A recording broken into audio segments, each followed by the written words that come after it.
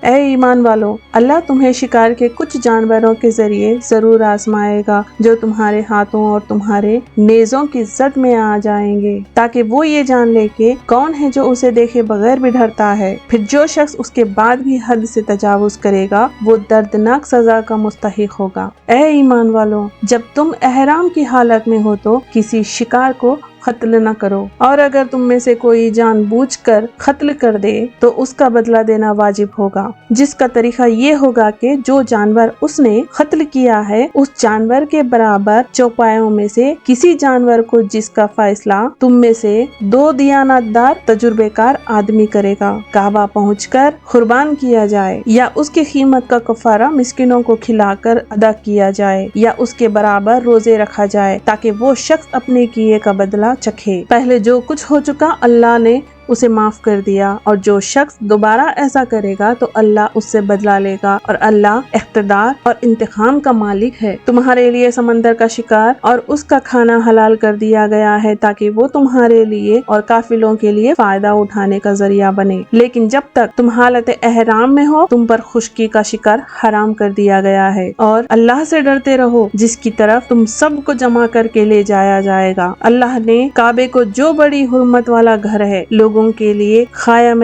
امن کا ذریعہ بنا دیا ہے، نیز حرمت والے مہینے نذرانے کے جانوروں اور ان کے گلے میں پڑے ہوئے پٹوں کو بھی امن کا ذریعہ بنایا ہے۔ یہ سب اسی لیے کہ تاکہ تمہیں معلوم ہو سکے آسمانوں اور زمین میں جو کچھ ہے اللہ اسے خوب جانتا ہے، اور اللہ ہر بات سے پوری طرح باخبر ہے۔ یہ بات بھی جان رکھو کہ اللہ عذاب دینے میں سخت ہے، اور یہ بھی کہ اللہ بہت بخشنے والا بڑا مہربان ہے۔ رسول پر سوائے تبلیغ کرنے کے کوئی اور ذمہ داری نہیں ہے، اور جو کچھ تم کھلے عام کرتے ہو اور جو کچھ چھپاتے ہو اللہ ان سب باتوں کو جانتا ہے۔ اے رسول، لوگوں سے کہہ دو کہ ناپاک اور پاکیزہ چیزیں برابر نہیں ہوتی، چاہے تمہیں ناپاک چیزوں کی کثرت اچھی لگتی ہو، لہٰذا اے عقل والو اللہ سے ڈرتے رہو تاکہ تمہیں فلاح حاصل ہو۔ اے ایمان والو، ایسی چیزوں کے بارے میں سوالات نہ کیا کرو جو اگر تم پر ظاہر کر دی جائیں تو تمہیں ناگوار ہو، اور اگر تم ان کے بارے میں ایسے وقت سوالات کرو گے جب قرآن نازل کیا جا رہا ہو تو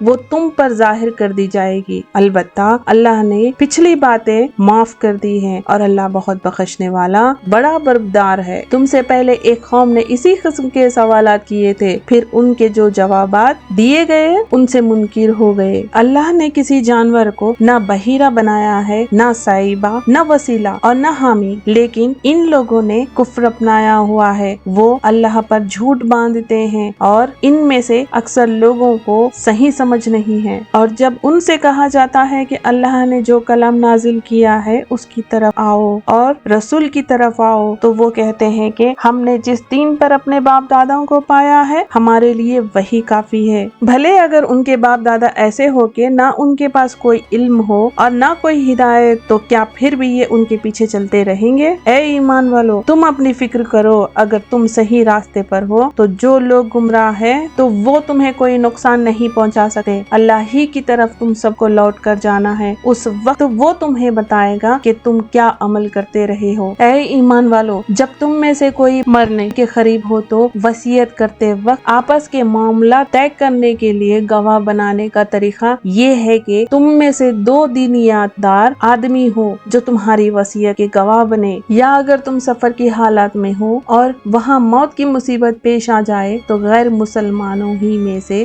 2 گواہ لے لیا جائے۔ پھر اگر کوئی شک پڑ جائے تو نماز کے بعد دونوں گواہوں کو مسجد میں روک لیا جائے، اور وہ خدا کی قسم کھا کر کہے کہ ہم کسی ذاتی فائدے کے عوض شہادت بیچنے والے نہیں ہیں، اور خواہ کوئی ہمارا رشتہ دار ہی کیوں نہ ہو ہم اس کی رعایت کرنے والے نہیں، اور نہ خدا کے واسطے کی گئی گواہی کو ہم چھپانے والے ہیں۔ اگر ہم نے ایسا کیا تو گنہگاروں میں شمار ہوں گے، لیکن اگر پتہ چل گیا کہ ان دونوں نے اپنے آپ کو گناہ میں مبتلا کیا ہے تو پھر ان کی جگہ 2 اور شخص کو جو ان کی بانسبت شہادت دینے کے لیے اہلکار ہو ان لوگوں میں سے کھڑے ہو جن کی حق تلفی ہوئی ہو، اور وہ خدا کی قسم کھا کر کہے کہ ہماری شہادت ان کی شہادت سے زیادہ برحق ہے، اور ہم نے اپنی گواہی میں کوئی زیادتی نہیں کی ہے۔ اگر ہم ایسا کریں تو ظالموں میں سے ہوں گے۔ اس طریقے میں اس بات کی زیادہ امید امید ہے کہ لوگ شروع میں ٹھیک ٹھیک گواہی دے، یا اس بات سے ڈرے کہ جھوٹی گواہی کی صورت میں ان کے خصموں کے بڑے لوٹا کر دوسری خصمیں لی جائیں گی جو ہماری تردید کر دے گی۔ اور اللہ سے ڈرو اور جو کچھ اس کی طرف سے کہا گیا ہے اسے قبول کرنے کی نیت سے سنو۔ اللہ نافرمانوں کو ہدایت نہیں دیتا۔ وہ دن یاد کرو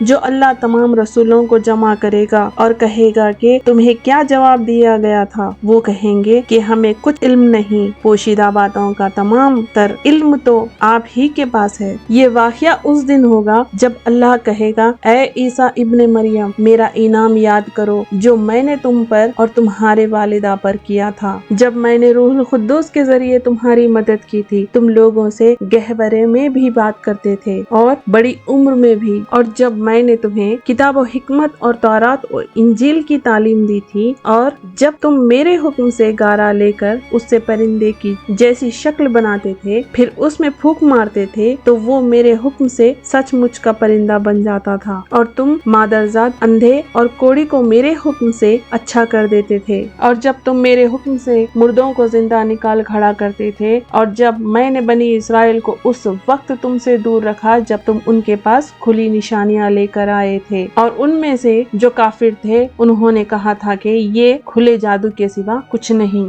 جب میں نے حواریوں کے دل میں یہ بات ڈالی کہ تم مجھ پر اور میرے رسول پر ایمان لاؤ تو انہوں نے کہا ہم ایمان لے آئے، اور آپ گواہ رہیے کہ ہم فرمانبردار ہیں۔ اور ان کے اس واقعے کا بھی ذکر سنو جب حواریوں نے کہا تھا کہ اے عیسیٰ ابن مریم، کیا آپ کا پروردگار ایسا کر سکتا ہے کہ ہم پر آسمان سے کھانے کا ایک کنواں اتارے؟ عیسیٰ نے کہا اللہ سے ڈرو اگر تم مومن ہو۔ انہوں نے کہا ہم چاہتے ہیں کہ کنواں سے کھانا کھائیں اور اس کے ذریعے ہمارے دل پوری طرح مطمئن ہو جائے اور ہمیں پہلے سے زیادہ یقین کے ساتھ یہ معلوم ہو جائے کہ آپ نے ہم سے جو کچھ کہا ہے وہ سچ ہے اور ہم اس پر گواہی دینے والوں میں شامل ہو جائے۔ چنانچہ عیسیٰ ابن مریم نے درخواست کی کہ یا اللہ ہم پر آسمان سے ایک کنواں اتار دیا جائے جو ہمارے لیے اور ہمارے اگلوں اور پچھلوں کے لیے ایک خوشی کا موقع بن جائے اور آپ کی طرف سے ایک نشانی ہو، اور ہمیں یہ نعمت عطا فرما دیا جائے اور آپ سے بہتر عطا فرمانے والا نہیں۔ اللہ نے کہا کہ میں بے شک تم پر وہ کنواں اتار دوں گا، لیکن اس کے بعد تم میں سے جو شخص بھی کفر کرے گا اس کو میں ایسی سزا دوں گا جو دنیا جہاں کے کسی بھی شخص کو نہیں دوں گا۔ اور اس وقت کا بھی ذکر سنو جو اللہ کہے گا کہ اے عیسیٰ ابن مریم، کیا تم نے لوگوں سے کہا تھا کہ مجھے اور میری ماں کو اللہ کے علاوہ دو معبود بناؤ؟ وہ کہے گا ہم تو آپ کی ذات کو شرک سے پاک سمجھتے ہیں، میری مجال نہیں تھی کہ میں ایسی بات کہوں جس کا مجھے کوئی حق ہے۔ اگر میں نے ایسا کہا ہوتا تو آپ کو یقیناً معلوم ہو جاتا۔ آپ وہ باتیں جانتے ہیں جو میرے دل میں پوشیدہ ہیں اور میں آپ کی پوشیدہ باتوں کو نہیں جانتا۔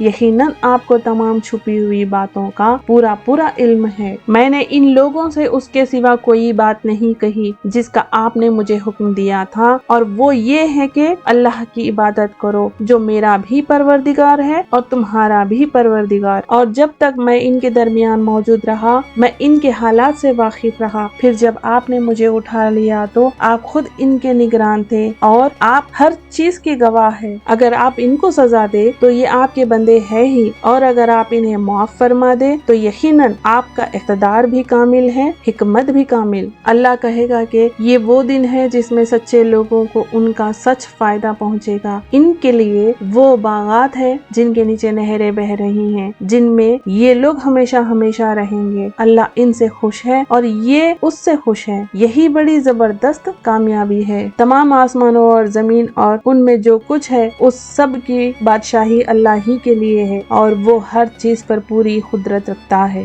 آمین ثم آمین۔